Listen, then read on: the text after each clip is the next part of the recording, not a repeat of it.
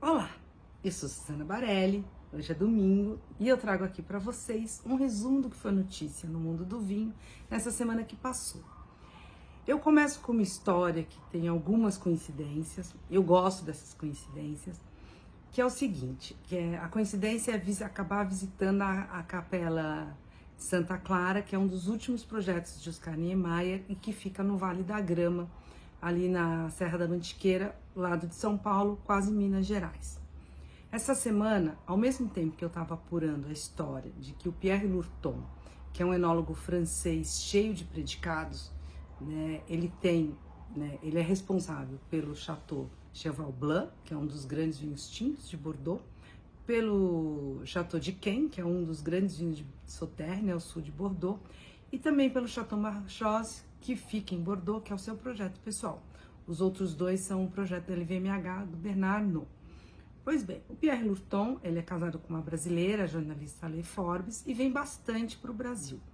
Nessas vindas ao Brasil, ele acabou conhecendo um advogado, que é o Pedro Testa, e acabou dando uma espécie de, vamos dizer assim, consultoria informal, com várias aspas, ao projeto do Pedro.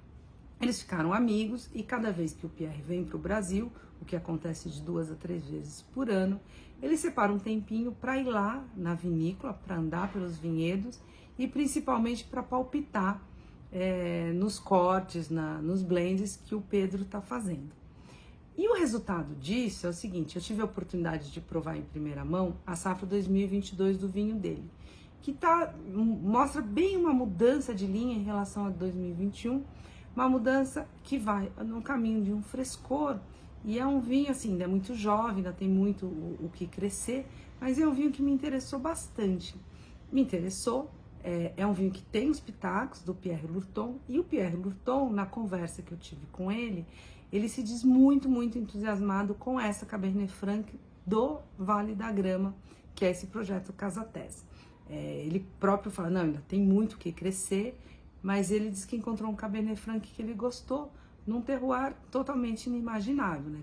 Ele é um especialista não só nessa cepa, mas também nessa cepa em Bordeaux, e de repente aqui no Brasil ele está se interessando por um vinhedo de Cabernet Franc, né? Aqui e aqui em São Paulo, né? Quase divida com Minas, mas São Paulo.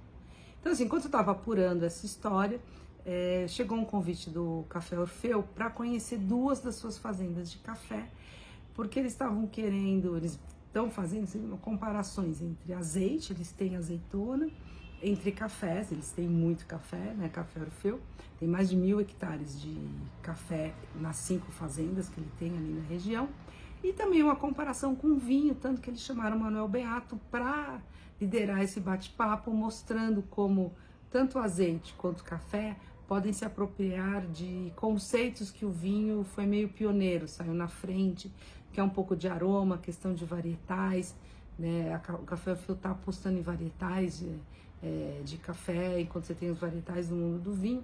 Então, assim, teve toda essa discussão que foi muito interessante, ao mesmo tempo que uma das fazendas do Orfeu, que eu visitei, que é a Fazenda Rainha, é exatamente a fazenda onde tem essa capela do Oscar Niemeyer, Santa Clara, que foi um dos últimos projetos que o Niemeyer desenhou.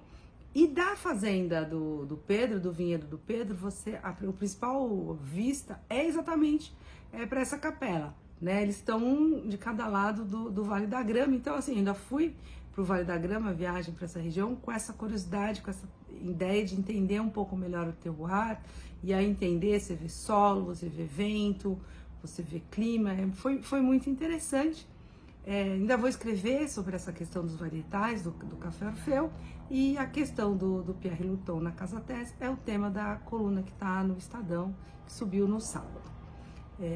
Além disso, que aconteceu essa semana que eu gostei muito, a gente está aqui, começou março, março, mês das mulheres, mês internacional das mulheres, e eu tive a oportunidade de provar o novo menu do Mani, que a Helena Rizzo criou, e normalmente a Helena Rizzo cria, e a Gabi Bigarelli, que é a sommelier da casa, faz a harmonização. E ela decidiu que a partir de agora ela vai ter a harmonização clássica da casa, mas também uma harmonização que chama Por Elas, que é um projeto de mulheres harmonizem o menu todo da carta, o menu degustação do restaurante com vinhos que estão na carta, mas uma proposta diferente do que a Bicarelli fazia. E as primeiras convidadas foram a Cássia Campos e a Dani Bravin, da sede 261, e foi interessante ver a cabeça dela, o jeito delas pensarem como deve ser uma harmonização. O que mais me surpreendeu é que não tinha apenas vinho nessa harmonização, tinha também Jerez, também é um vinho, mas é um vinho fortificado ali no meio do caminho, e tinha uma cidra também. Então eu fico muito feliz de ver as mulheres quebrando barreiras e quebrando conceitos, e a harmonização funcionou muito. Assim, teve 1 ou 2 pratos que eu poderia até dar uma criticada, mas o sentido de você combinar comida e bebida e criar um terceiro sabor que dá muito certo, foi muito bem cumprido pelas meninas. Além disso, vivem me perguntando assim, como montar uma adega, como começar a montar uma adega. E no Guia dos Vinhos, que a gente também tem uma newsletter, que agora também é vinculado no Estadão, vocês podem conferir, vocês entrarem lá no site do Paladar, tem um lugar para vocês clicarem em Guia dos Vinhos, é onde a gente está pondo as notícias do nosso Guia dos Vinhos. Tem um artigo que o Ricardo César escreveu exatamente sobre isso, dando dicas e discutindo um pouquinho como é que você monta a sua primeira adega, por que ter a sua primeira adega, eu super recomendo. Além disso, de notícias internacionais, eu vou ficar no Brad Pitt e no George Clooney em rosés.